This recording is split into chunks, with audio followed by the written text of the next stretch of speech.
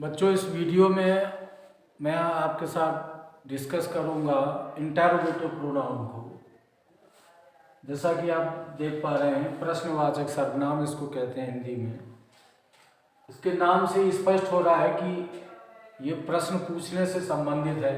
जो शब्द संज्ञा के बारे में प्रश्न पूछने के लिए प्रयोग किया जाता है उसे प्रश्नवाचक सर्वनाम कहते हैं। इसका मतलब ये हुआ कि प्रश्नवाचक शब्दों में से कुछ प्रश्नवाचक शब्द ऐसे हैं जो संज्ञा के बारे में प्रश्न पूछने के लिए प्रयोग किए जाते हैं। वो केवल गिनती में 5 हैं। इनको हम प्रश्नवाचक सर्वनाम कहते हैं। हम यहाँ पर पहले उनको नोट कर लेते हैं कि ये कौन कौन से हैं। और अर्थ सहित, ठीक है ना।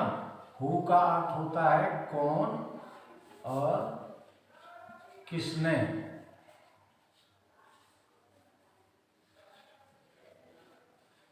एक वर्ड बनता है हूम, किसे या किसको। इनके ये अर्थ हैं जो ग्रामर में प्रयोग किए जाते हैं। हुज किसका,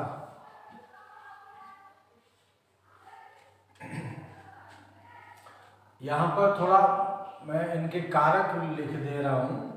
ये कर्ता कारक होता है। कर्ता कारक मीन्स नॉमिनेटिव केस, ठीक है ना। ये है कर्म कारक, ऑब्जेक्टिव केस कहते हैं इसको। तीसरा है संबंध कारक, इसको अंग्रेजी में पॉजिटिव केस कहते हैं। इसके बाद में एक वर्ड है हमारा व्हाट, इसका अर्थ क्या। और एक वर्ड है हमारा विच,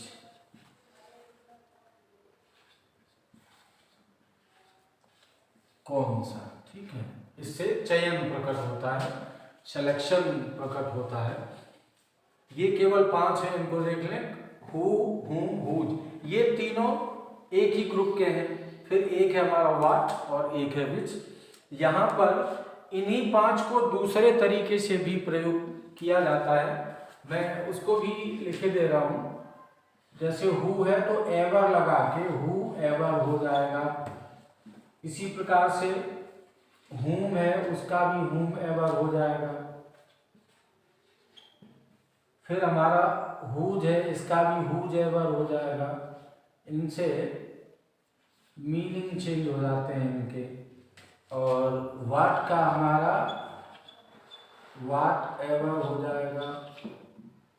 और एक है हमारा which, इसका हो जाएगा which ever, ठीक है ना।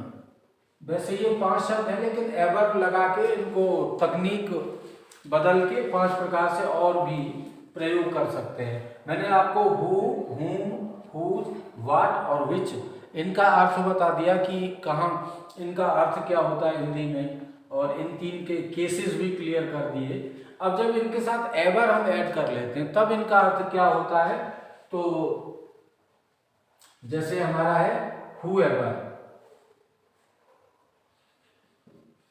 इसका अर्थ होता है जो कोई भी, ठीक है ना। whomever, जिस किसी को भी। whosever, जिस किसी का भी। whatever, जो कुछ भी।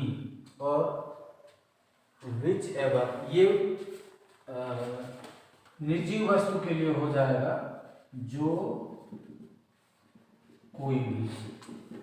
आप देख रहे हो ऊपर whoever का भी यही अर्थ है, लेकिन वो नॉमिनेटिव केस में होता है सब्जेक्ट के साथ में। और विच एवर ये सिलेक्शन प्रकट करता है, चयन प्रकट करता है, इसका निर्जीव के साथ प्रयोग होता है। अब हम इसके एग्जाम्पल्स लेते हैं ताकि ये पॉइंट बिल्कुल क्लियर हो जाए।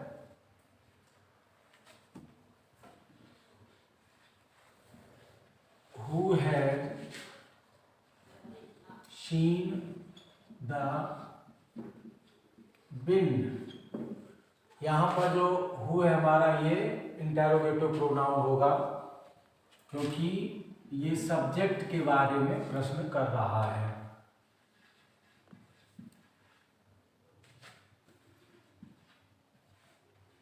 Whom do you teach Urdu. Next question में पूछा गया कि आप उर्दू किसको पढ़ाते हो, तो ये जो हमारा whom है ये भी इंटेरोगेटिव प्रोनाउन माना जाता है। तीसरा है हमारा, मान लीजिए हुज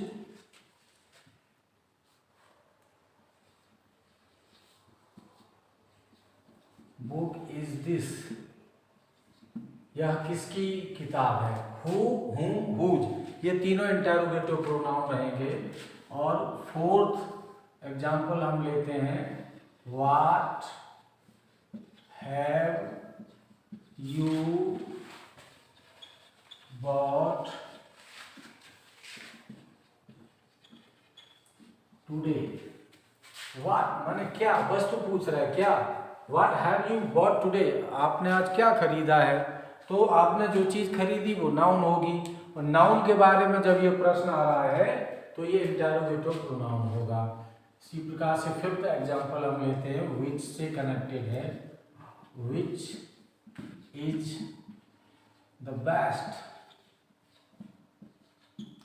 मान लीजिए हमारे पास एक से ज़्यादा कोई चीज़ है और उसमें हमें चयन करना है, सेलेक्ट करना। मैं आपको पहले ही बता चुका हूँ कि विच का अर्थ होता है कौन सा, मतलब जितने भी हैं उनमें से कौन सा, ये सिलेक्शन को डिनोट करता है। तो विच इज़ द बेस्ट, कौन सा सबसे अच्छा है। मान लीजिए आपके पास बहुत सारे पेन हो, उसमें से कोई पूछ सकता है कि which is the best pen, इस प्रकार से हो सकता है। तो ये 5 आपके इंटेरोगेटिव प्रोनाउन होते हैं, हु, हुम, हुज, व्हाट और विच।